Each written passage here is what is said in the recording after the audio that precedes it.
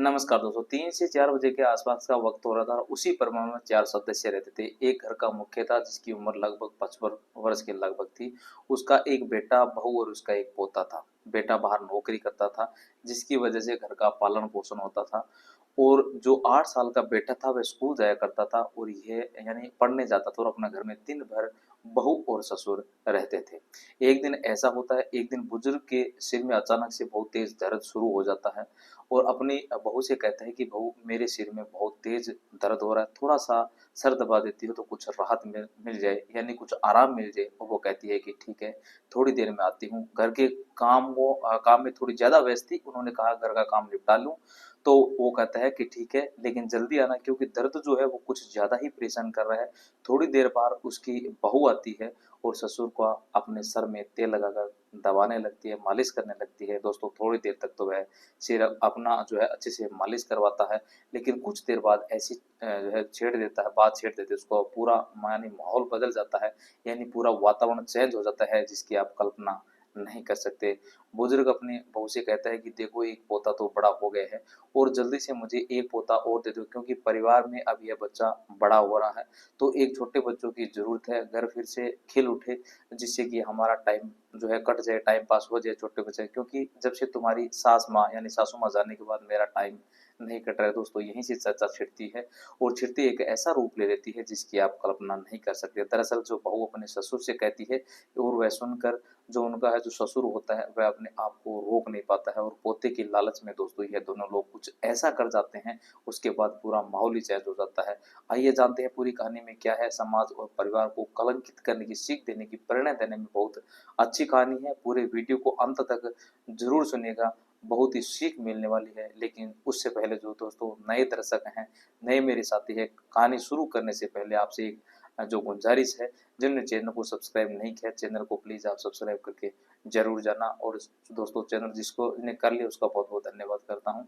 और दोस्तों वीडियो आप किस स्टेट से, किस ज़िले से, कहाँ से देख रहे हो कमेंट करके ज़रूर बताना। पिछली वीडियो में जिन लोगों ने कमेंट किया था उनका नाम ये वीडियो में अंत में आप सभी का प्यारा-सा नाम लूँगा सभी भाइयों का।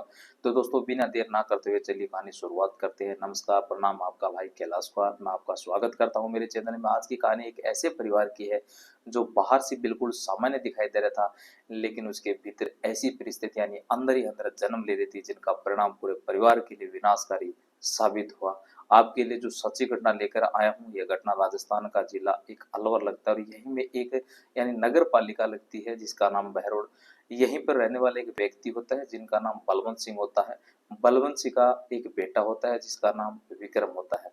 विक्रम शादी पूजा के नाम की एक लड़की से होती है और पूजा की उम्र लगभग 28-29 साल के आसपास होती है, लगभग 29 साल के आसपास होती है। पूजा का एक बेटा होता है जिसकी उम्र लगभग 8 साल के आसपास होती है। विक्रम बाहर प्राइवेट नौकरी करता है जिसकी वजह से घर का खर्च वगैरह जो उसी से ही चलता है यानी लालन पालन जो उसी से चलता है। दरअसल जो विक्रम के पिता होते हैं बलवंत सिंह, इनकी पत्नी को कैंसर की गंभीर यानी बीमारी की वजह से निधन हो चुका है, यानी दुनिया से चला जाता है। पत्नी को गुजरे हुए लगभग 4 साल बीत चुके थे। इस बीच दोस्तों परिवार में सिर्फ 3 व्यक्ति होते हैं। विक्रम के जाने के बाद उसका बेटा और उसकी पत्नी और खुद यानी ससुर और जो बेटा है वो जो बेटा वो स्कूल चला जाता था तो केवल घर में ससुर और बहू के जो घर में बसते हैं। पूरा टाइम घर पर दोनों के पास रहता है। फिलहाल पूजा के दिमाग में ऐसा कुछ नहीं था, लेकिन अचानक कैसे उसका दिमाग बदल जाता है यानी खराब हो जाता है, यानी माइंड पूरा सेट खराब हो जाता है। किसी ने ऐसा सोचा तक नहीं था। एक दिन की बात है, लगभग 3-4 बजे के आसपास का वक्त हो रहा था और जो बलवंत थे यानी उसका जो ससुर अपनी बहू पूजा से कहते हैं कि मेरे सिर में बहुत तेज दर्द हो रहा है, मेरे सर को दबा दीजिए और थोड़ा सा तेल वगैरह जो भी लगा दीजिए। तो कहती है ठीक है, थोड़ा सा काम है, काम निपटा करके मैं जल्दी से आती हूँ और आपका जो सिर मालिश कर देती है। वो कहता है कि ठीक है जल्दी आएगा क्योंकि दर्द जो है वह मेरे से सहन नहीं हो पा रहा है, बहुत तेज दर्द हो रहा है। पूजा कहती है ठीक है। पूजा थोड़ी देर में बलवंत के पास आती है और उसका जो सर है वो दबाने लगती है। कुछ देर तक तो बलवंत बड़े अच्छे से सर दबाता है, लेकिन उसके बाद कुछ ऐसी चर्चा छेड़ देता है। वो कहता है कि देखो पोता धीरे धीरे बड़ा हो रहा है और मैं घर पर अकेला रहता हूँ, वो स्कूल चला जाता है, मेरा टाइम पास नहीं होता है, टाइम नहीं कटता है, तो मुझे जल्दी से एक और पोता दे दो या पोती दे दो, इसके साथ मैं खेलूँ तो मेरा टाइम पास हो जाए या टाइम कट जाए। यह बात सुन कर के पूजा धीरे धीरे हंसने लगी और बोली कि यह सब ईश्वर भगवान के हाथ में, हमें कुछ को नहीं कह सकते। तो बोला ईश्वर के हाथ में क्या है, यह तो हमारे हाथ में है। बेटे को बोला कोई जल्दी से जो है पोते का इंतजाम करे। तो दोस्तों दोनों में हंसी मजाक टिटोली चलने लगी। जब इस रिश्ते ससुर और बहू के थे, ऐसा हंसी टिटोला करना कहीं ना कहीं जो है अनलीगल था। फिर भी ये लोग मानते नहीं, हंसी मजाक करने लग जाते हैं। और मजाक मजाक में कब मामला सीरियस हो जाता है कोई समझ ही नहीं पाता है। और अभी तक तो रिश्ता ससुर बहू का था वह बिस्तर तक आ जाता है। पूजा और बलवंत के बीच नजदीकियां बढ़ जाती है।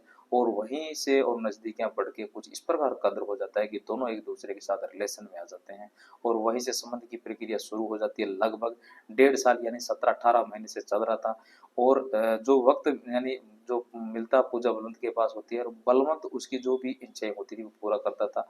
अब जो पिता होने की उम्मीद थी कहीं ना कहीं बलवंत भी भूल चुका था और पूजा भी भूल चुकी थी। सिर्फ दोनों को याद था तो अपनी जरूरतें।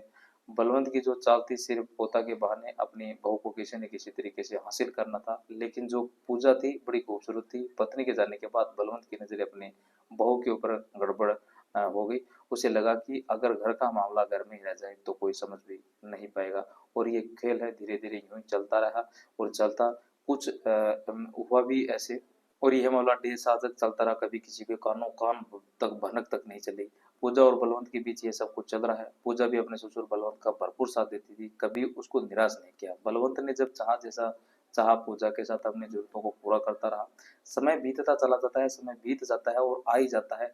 समय 6 मार्च 2022 की रात होती है। रात के लगभग 3 बजे के आसपास का समय हो रहा था, वक्त हो रहा था। बलवंत की नींद खुलती है। बलवंत की इच्छा इतनी प्रबल थी कि वह अपने आप को रोक नहीं पाता। वह चुपके से अपनी बहू और बेटे कमरे कब जो है कमरे की तरफ जाता है और देखता है कि बहू, उसका पोता और उसका बेटा तीनों बेड पर लेटे हुए हैं। बहू जो कि मोबाइल वगैरह सब चलाती थी, किसी तरीके से अपनी बहू को इशारा करता है और पूजा उठती है। और उठने के बाद उसको अपने कमरे की तरफ आने का इशारा कर देता है। पूजा दब्बे पाँव मुड़ती है और उठने के बाद दोस्तों बलवंत के कमरे में आ जाती है। और आने के बाद दोनों के बीच गंदा खेल शुरू हो जाता है। खेल तो शुरू होता है, लेकिन दोनों के बीच उस रात इतनी तेजी से बातें हो रही थी और दोनों को एक दूसरे के साथ इतना जोर जोर से हंस रहे थे कि इनके हंसने की आवाज विक्रम के कानों तक चली जाती है। विक्रम की अचानक नींद खुलती है, यानी नींद टूटती है, तो देखता है कि उसकी पत्नी उसके बिस्तर पर है ही नहीं। और वह घर के अंदर बड़ी जोर जोर से हंस रहे हैं। और उसी समय उस कमरे के अंदर से पिताजी के हंसने की धीमी धीमी जो धीरे धीरे आवाज आ रही है। विक्रम को अपने आप पर यानी कानों पर भरोसा नहीं हो रहा था कि उसकी बीवी उसके ससुर के साथ यानी उसके पिता के साथ कुछ गलत काम या घिनौना काम कर रही है। वो देखने के लिए जाता है। चुपके से अपने कमरे से उठता है और दबे पांव अपने पिता के कमरे की ओर जाने लगता है। अंदर जाकर के जो नजारा देखता है वह रंगीन महफिल देखकर दंग रह जाता है। और वह देखता है कि उसकी पत्नी उसके पिता दोनों एक साथ बिस्तर पर नग्न अवस्था में। दोस्तों इतना देखने के बाद जो विक्रम था अंदर ही अंदर काफी हैरान हो जाता है और अंदर से टूट जाता है और अपने आप को अपने आप समझ नहीं पाता है, क्योंकि क्या निर्णय लूं, क्या निर्णय करना है और क्या जो है इस प्रकार से देखना पसंद है। बड़ी देर तक इधर उधर गुस्से में पड़ा रहता है और धीरे से अब वापस आने का इंतजार करने लगता है। तभी अचानक पूजा की नजर पड़ जाती है विक्रम की नजरों से। तब तक बलवंत की भी नजरें अपने बेटे की नजर से मिल जाती है। सब एक दूसरे को सामने से देख लेते हैं। शर्म के बारे विक्रम अपने कमरे में चला जाता है। और जाने के बाद दोस्तों पूजा बिस्तर से उठती है, कपड़े वगैरह ठीक करती है और अपने कमरे में चली जाती है। कमरे जो विक्रम है वो जैसे ही पूजा अपने कमरे में पहुंचती है, विक्रम उसे लड़ाई झगड़ा करने लग जाता है, विवाद जो भी करने लग जाता है। और कहने लगता है कि तुमको सिर्फ मेरा पिता ही मिला था, तुम्हें थोड़ा सा भी लज्जा शर्म नहीं आई समाज को गंदा करने में। जिस लोगों को पता चलेगा कि तुम ससुर के साथ ऐसा गलत काम कर रही हो वो लोग तुम्हें क्या कहेंगे। ऊपर से मेरे जो ऊपर है तुम्हें जो इतना भरोसा नहीं था, मैंने जो है तुम्हें क्या नहीं दिया। जो तेरी जरूरत थी उसको मैंने पूरा किया, जितनी जो मांगती थी उतना देता था। सिर्फ घर का खर्च छोड़ के सारी जो कमाई जो सारी इनकम होती थी आपके हाथों में सौंपता था, आपको देता था। कि तुम खुद मालकिन थी, माँ है नहीं, तुम्हें ये सब करने की जरूरत क्या थी। दोस्तों पूजा खड़ी होकर सारी बातें सुनती थी, लेकिन विक्रम का जो गुस्सा था वो 7वें 8वें आसमान पर पहुंच चुका था। शायद वही गुस्सा विक्रम के लिए काल बनकर तैयार हो चुका था। कुछ देर बाद विक्रम और पूजा के बीच काफी जोर जोर से झगड़ा होने लगता है। आवाज पहुंच जाती है बलवंत के कानों में।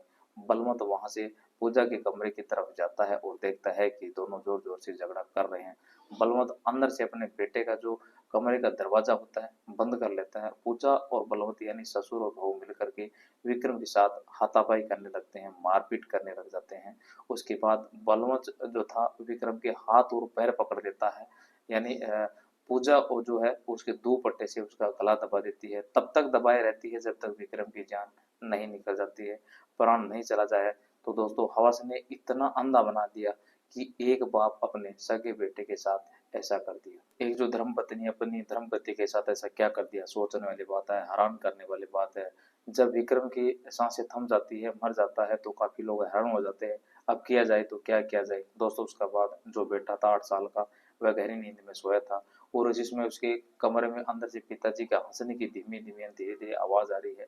विक्रम को अपना जो है आप पर यानी कानों पर भरोसा नहीं हो रहा था कि उसकी बीवी उसके ससुर के साथ यानी पिता के साथ कुछ गलत काम कर रही है। वो देखने के लिए जाता है, चुपके से अपने कमरे में उठता है और दबे जो है पाँव अपने पिता के कमरे की ओर जाने लगता है। अंदर जाके जो नजारा देखता है वह रंगीन महफिल देखकर दंग रह जाता है। वह देखता है उसकी पत्नी उसके जो पिता है दोनों एक साथ बिस्तर पर बहुत ही गहरी और नंगन अवस्था में होता है। दोस्तों इतना देखने के बाद जो विक्रम था वो अंदर ही अंदर से पूरा आपको जो है टूट जाता है, पिघल जाता है। उसके बाद तो जो कहानी बढ़ती है वो बहुत ही भयानक देखने को मिलती है। इतना जो है देखने के बाद इतना जो पति पत्नी है वो इतना गुस्से में हो जाते हैं। ये कहानी बहुत बड़ी कहानी है, आपको सुनाता हूँ। यहाँ से स्टार्ट होती है। उसके बाद दोस्तों पुलिस आती है और देखती दोस्तों जो है दांतों तले अंगुली दबा लेती है। जो कि इकलौता बेटा है उसको पत्नी भी ना अपने बहू के चक्कर में ऐसा जो घोर कदम उठा लिया। पूजा का भाई अपने भांजे को लेकर अपने घर पर चला जाता है और पुलिस प्रशासन से कहता है कि इन दोनों के ऊपर जितनी कड़ी से कड़ी सजा हो वह लागू करिएगा। तत्काल प्रभाव से पुलिस संबंधित धाराओं में इनकी एफआईआर दर्ज करती है और दर्ज करने के बाद इनको जेल भेज देती है। मुकदमा चलाया जाता है, मुकदमा भी न्यायालय में लंबित है। इनको कोर्ट में क्या सजा होती है क्या नहीं होती है कब देती है वो तो कोर्ट के ऊपर निर्भर है। लेकिन दोस्तों कहीं ना कहीं जो घटना है समाज को कलंकित करने के लिए थोड़ा सा भी जो है कुछ नहीं छोड़ा।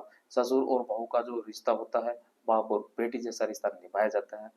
यह लोग अपनी जरूरत के लिए इतना ज्यादा अंधा हो गए थे कि इन्होंने रिश्तों की कोई मर्यादा कोई कदर नहीं रखी। सारी मर्यादा को छलांग करके समाज को कलंकित करने का पूरा जो है जो बेड़ा ये उठा लेते हैं। इसीलिए कहते हैं दोस्तों आज का जो वक्त चल रहा है, आज का जो समय चल रहा है, किसी के ऊपर भरोसा किसी पर विश्वास करने लायक नहीं है और करना भी नहीं है। कब किसकी जो कहानियत है जो नीयत है वो बिगड़ जाए किसी ने नहीं सुना ना किसी देखा है। इस वजह से आप कुछ समाधान रहिए, सतर्क रहिए, चाहे अपना हो या पराया हो, बस इतना ही विश्वास रखिए जितने से आपका काम चल जाए। जरूरत से ज्यादा अगर आप भरोसा करोगे तो आपको पक्का यानी धोखा मिलने ही मिलने वाला है। तो सावधान रहिए, सतर्क रहिए। कहानी सुनाने का उद्देश्य सिर्फ इतना ही। कल मिलूंगा एक नई कहानी के साथ, लेकिन जाने से पहले जिन्होंने पिछली वीडियो में कमेंट किया था महेश जो अमेठी से और इसके बाद उमेश जो हरियाणा से, पाउंटोलिया राजस्थान, आप सभी ने वीडियो पर इतना प्रेम और स्नेह दिया, ऐसे ही प्रेम और स्नेह बनाए रहे। कल मिलूंगा एक नई कहानी के साथ। आज की कहानी बस इतना ही। धन्यवाद, नमस्कार, जय हिंद, जय भारत, राम राम।